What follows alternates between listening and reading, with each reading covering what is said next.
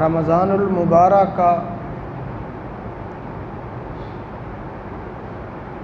دوسرا جمعۃ المبارک ہے۔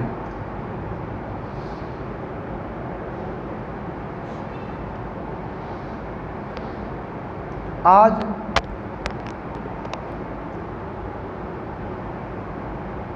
روزے کے بارے میں آداب بیان کیے جائیں گے، کیونکہ ہر چیز کے آداب ہوتے ہیں۔ جس طرح کھانے کے آداب ہیں، نماز پڑھنے کے آداب ہیں، سونے کے آداب ہیں، تو اسی طرح روزے رکھنے کے بھی آداب ہوتے ہیں۔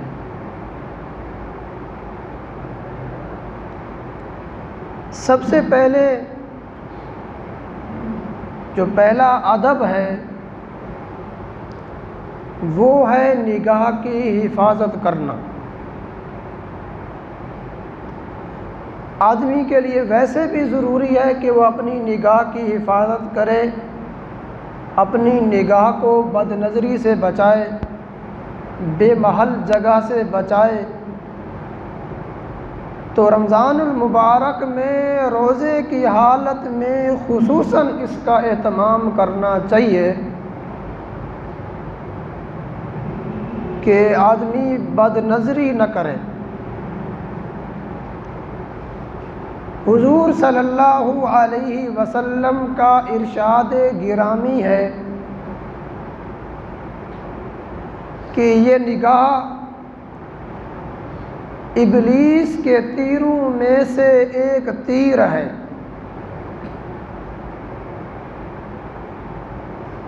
جو آدمی اس سے بچتا ہے، اپنے آپ کو اس سے بچا کے رکھتا ہے، اس نگاہ کی حفاظت کرتا ہے، تو اللہ تعالی اس آدمی کو نور ایمانی نصیب فرماتے ہیں کہ ایمان کی لذت اور حلاوت انسان کے دل میں محسوس ہوتی ہے کہ اب میرے دل کے اندر کوئی ایمان نام کی چیز ہے۔ جب وہ نماز پڑھے گا تو اس میں دل لگے گا۔ پہلے وہ سنتے اور فرض پڑھتا تھا، اب اس کا دل کرے گا کہ میں نوافل بھی ساتھ پڑھوں۔ تو آداب میں سے پہلا ادب کیا ہے؟ نگاہ کی حفاظت کرنا۔ اور دوسرا ادب ہے زبان کی حفاظت کرنا۔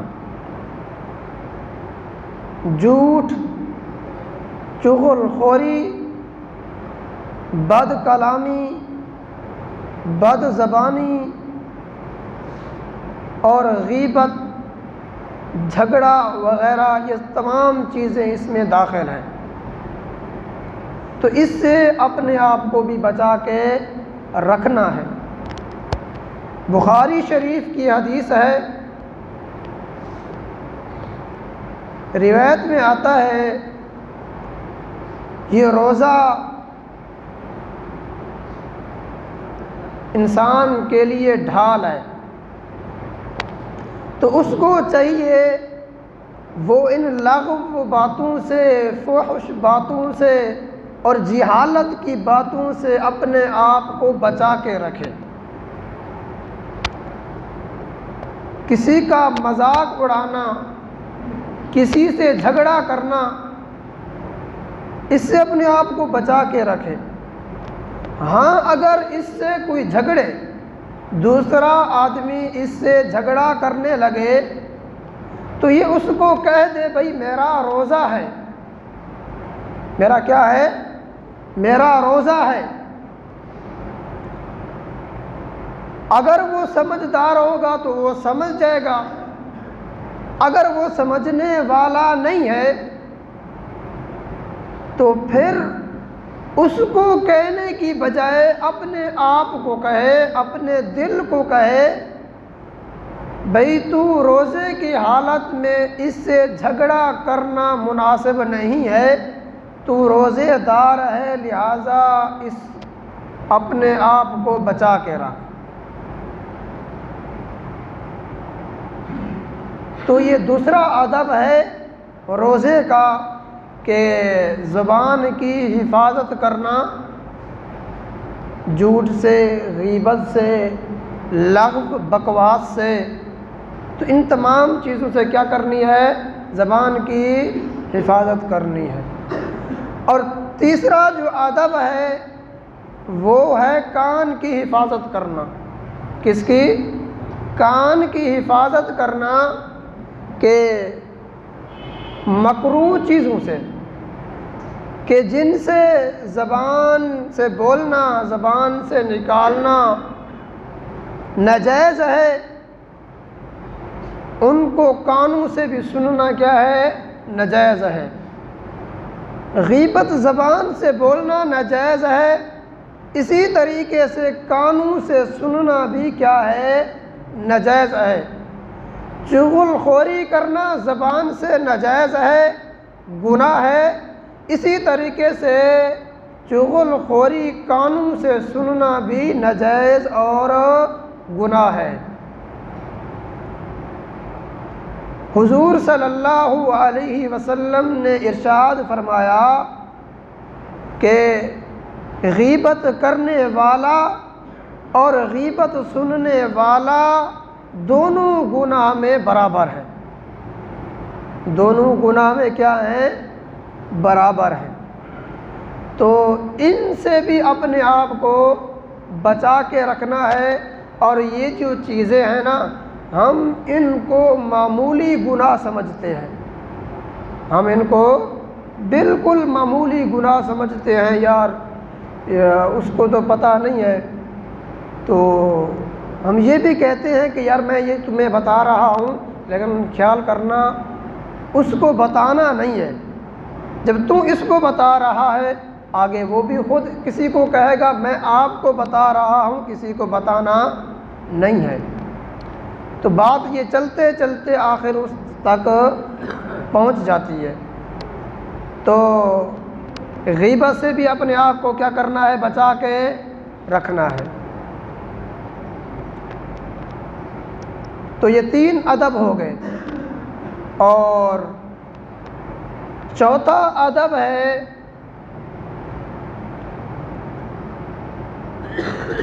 جو حلال مال ہے، حلال مال سے روزہ کھولنا، پیٹ بھر کر کھانا نہیں کھانا۔ اس سے روزے کا مقصد دور ہو جاتا ہے، مقصد فوت ہو جاتا ہے۔ روزے کا مقصد یہ ہے کہ اپنے آپ کو بھوکا رکھنا، اور بھوکا رکھنے سے انسان کی جو قوت شہوانیہ ہے اور قوت بہیمہ اور قوت نفسانیہ ہے، یہ کمزور ہوتی ہے بھوکا رہنے سے، اور قوت نورانیہ اور قوت ملکیہ یہ ان قوتوں سے غالب آ جاتی ہے۔ اگر آدمی بھوکا نہ رہے تو پھر جو مقصد ہے وہ فوت ہو جاتا ہے۔ پھر یہ جو قوتیں ہیں، قوت شہوانیہ اور قوت بہیمہ، قوت نفسانیہ، یہ ان قوتوں سے غالب آ جاتی ہیں۔ جب یہ قوتیں غالب آتی ہیں تو پھر انسان کا دل گناہ کی طرف میل ہوتا ہے۔ پھر دل کرتا ہے یہ بھی کام کر لیا جائے، کچھ نہیں ہوتا، یہ گناہ کر لیا جائے، کچھ نہیں ہوتا۔ نماز میں دل نہیں لگتا، جلدی جلدی آئے نماز پڑھی، پھر دوڑ لگا دی، اور نماز پڑھتے ہوئے یہ خیال آتا ہے کہ یار نماز جلدی پڑھیں، ہو سکتا ہے کہ پیچھے کوئی دکان ہے، وہاں گاہکوں کی لائن نہ لگ جائے۔ تو یہ خیال انسان کے دل میں رہتا ہے۔ 1 منٹ اوپر ہو گیا، بھائی امام صاحب نے تو اتنی دیر لگا دی ہے، نماز میں دیر سے آتے ہیں، تو یہ اس وقت آدمی کے ذہن میں آتا ہے جب قوت شہوانیہ، قوت نفسانیہ، قوت بہیمہ، یہ قوت نورانیہ اور قوت ملکیہ سے غالب ہوں۔ اور یہ چیزیں مغلوب ہوں گی، ان کو مغلوب کرنا ہے، ان کو ختم کرنا ہے۔ قوت شہوانیہ، قوت بہیمہ اور قوت نفسانیہ کو کیا کرنا ہے؟ مغلوب کرنا ہے۔ یہ مغلوب تب ہوں گی جب انسان بھوکا رہے گا، اپنے آپ کو بھوکا رہے گا، تو اس سے روزے کا مقصد پورا ہوگا۔ کیا ہوگا؟ مقصد پورا ہوگا، اور جو قوت نورانیہ، جو قوت ملکیہ ہے وہ غالب آئیں گی۔ تو پھر دل کرے گا قرآن پڑھنے کا، پھر دل کرے گا نماز پڑھنے کا، پھر مغرب کی نماز پڑھے گا، دل کرے گا یار کوئی بات نہیں، گھر کیا کریں گے، ٹی وی دیکھنی ہے، فضول خبریں سننی ہے، اور کیا کرنا ہے، چلو یار اچھے رکھتے ہیں، اوابین کی بھی پڑھ لیتے ہیں، ٹھیک ہے نا۔ اور جب قرآن پاک پڑھے گا، ایک سپارہ پڑھے گا، تو پھر اس کا دل کرے گا یار ایک سپارہ پڑھا ہے نا، تو ایک سپارہ اور بھی پڑھنے کو دل کرے گا، ایک سپارہ اور بھی پڑھنے کو دل کرے گا۔ تو یہ اس وقت ہوگا جب قوت نورانیہ، قوت ملکیہ، یہ دونوں قوتیں ان قوتوں سے غالب ہوں گی۔ اس لیے تو آپ علیہ الصلوۃ والسلام نے فرمایا اللہ تعالیٰ کو کسی برتن کا بھرنا اس قدر ناپسند نہیں ہے جس قدر پیٹ کے برتن کو بھرنا اللہ کو ناپسند ہے۔ پیٹ کے برتن کو بھرنا اللہ کو سب چیزوں، سب برتنوں سے ناپسند ہے۔ ہم سحری کے وقت اتنا کھا لیتے ہیں، سحری کے وقت اتنا کھا لیتے ہیں کہ پورا دن ہمیں بھوک بھی نہیں لگتی۔ جس مقصد کے لیے روزہ رکھا تھا وہ حاصل ہی نہیں ہوا، بھوک ہی نہیں لگتی۔ بھائی اس بھوک میں تو کوئی حکمت تھی۔ آپ علیہ الصلوۃ والسلام روزہ رکھتے تھے، اور کئی دن روزہ رکھتے تھے، لگاتار روزے رکھتے تھے، اس میں آخر کوئی حکمت تھی نا۔ اس لیے تو آپ علیہ الصلوۃ والسلام نے فرمایا کہ آدمی چند لقمے کھائے کہ جس سے آدمی کی کمر سیدھی رہے۔ اور آپ علیہ الصلوۃ والسلام نے یہ بھی فرمایا ہے کہ پیٹ میں جو ہے نا 1/3 کھانے کے لیے اور 1/3 پینے کے لیے اور 1/3 آپ خالی چھوڑ دیں۔ یہ کیوں فرمایا؟ آخر اس میں کوئی حکمت تھی۔ تو اگر پیٹ بھر کر کھائیں گے تو پھر یہ مقصد حاصل نہیں ہوگا، یہ مقصد فوت ہو جائے گا۔ تو اس مقصد کو حاصل کرنا ہے، قوت نورانیہ کو غالب کرنا ہے۔ سمجھ آئی نا؟ یہ ایک مقصد ہے۔ دوسرا مقصد اس کا کیا ہے؟ وہ یہ ہے کہ جو فقراء ہیں، جو مساکین ہیں، ان کے ساتھ تھوڑی سی مشابہت ہو جائے، ان کے حال پر نظر ہو جائے، ان کے اوپر تھوڑا سا ترس آ جائے، تھوڑی سی فکر ہو جائے کہ ہمیں بھوک لگے گی تو ہمیں بھی فکر ہوگی یار ہم پورے 11 مہینے ہم پیٹ بھر کر کھاتے ہیں، ان غریبوں کا کیا ہوتا ہوگا، ان یتیموں کا کیا ہوتا ہوگا، ان مسکینوں کا کیا ہوتا ہوگا جو پیٹ بھر کر نہیں کھا سکتے۔ تو یہ ان کے لیے فکر مند اور سوچنے کا ایک موقع ملے گا۔ سوچنے کا کیا ملے گا؟ ایک موقع ملے گا۔ ایک مقصد یہ بھی ہے روزہ رکھنے کا۔ تو یار میں 11 مہینے پیٹ بھر کر کھاتا ہوں اور یہ 11 مہینے بھوکے رہتے ہیں، اور ہم 1 مہینہ بھوکا نہیں رہ سکتے، ہمیں تھوڑی سی بھوک لگتی ہے تو ہمیں کتنی مشقت اٹھانی پڑتی ہے۔ تو پھر آدمی کے اندر سوچ آئے گی، ایک فکر آئے گی کہ غریبوں کے اوپر بھی کیا کرنا ہے، خرچ کرنا ہے۔ تو ہم پھر وہ بھی ایک داعیہ آدمی اپنے اندر پیدا کر لے گا، تو غریبوں کے اندر کیا کرے گا، پیسہ خرچ کرے گا۔ اور ایک اور چیز ہے جب آدمی روزہ رکھ لیتا ہے، افطار کر لیتا ہے، اس کے بعد اللہ سے ڈرنا،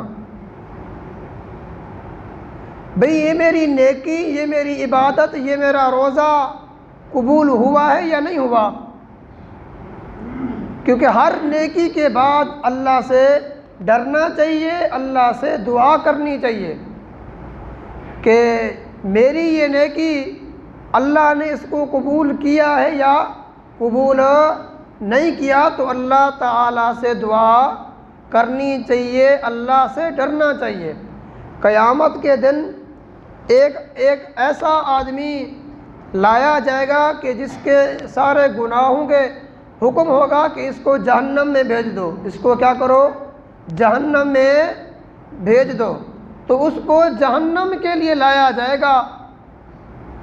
تو جب جہنم کے لیے اس کو لایا جائے گا تو اس کی آنکھ کا ایک بال بولے گا، اے اللہ، تیرے حبیب کا، تیرے محبوب کا ایک فرمان ہے کہ جو آنکھ اللہ کے خوف کی وجہ سے روتی ہے اس پر جہنم کی آگ حرام ہے، اور میں تیرے خوف کی وجہ سے روتا رہا، تو اللہ تعالیٰ فرمائیں گے کہ اس کو جہنم سے نکال لو، اس کو جنت میں بھیج دو، اس کو کیا کرو؟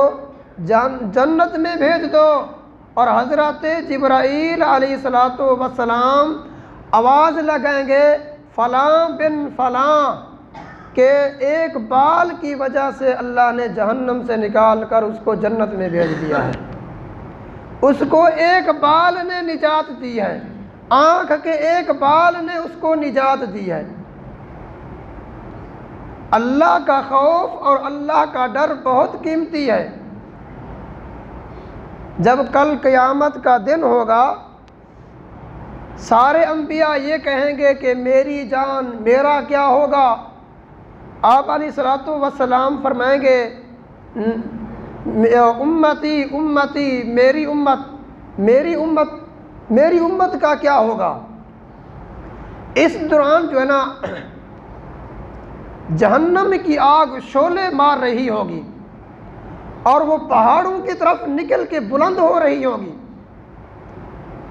اور لوگ آواز دے رہے ہوں گے کہ تجھے نماز کا واسطہ ہے، ختم ہو جا، دور ہو جا، تجھے روزے کا واسطہ ہے، اور تجھے مطلب جو اعمال ہیں ان کا واسطہ ہے، تو دور چلی جا، ختم ہو جا، بجھ جا۔ لیکن وہ آگ نہیں بجھے گی، وہ آگ مزید بڑھتی جائے گی۔ تو حضرت جبرائیل علیہ السلام آواز دیں گے، آگ امت محمدیہ کی طرف بڑھنے لگی ہے، یہ زور سے آواز دیں گے، اور اسی آواز کے دوران اور حضرت جبرائیل علیہ السلام ایک پیالہ پیش کریں گے حضور صلی اللہ علیہ وسلم کو، اور آپ کو فرمائیں گے یہ آگ کی طرف اس کو پھینک دو۔ آپ علیہ السلام جہنم کی آگ کی طرف اس پیالے کو پھینکیں گے۔ جب اس پیالے کو پھینکیں گے اور اس میں پانی ہوگا، اور جب اس کو پھینکیں گے تو وہ آگ بجھ جائے گی۔ آپ علیہ السلام پوچھیں گے، اے جبرائیل، اس پیالے کے اندر کیا تھا، کیا چیز تھی جس کی وجہ سے جہنم کی آگ بجھ گئی ہے؟ حضرت جبرائیل علیہ السلام فرمائیں گے، یہ امت محمدیہ کے اللہ کے خوف کی وجہ سے رونے کے آنسو اللہ نے یہاں جمع کیے تھے۔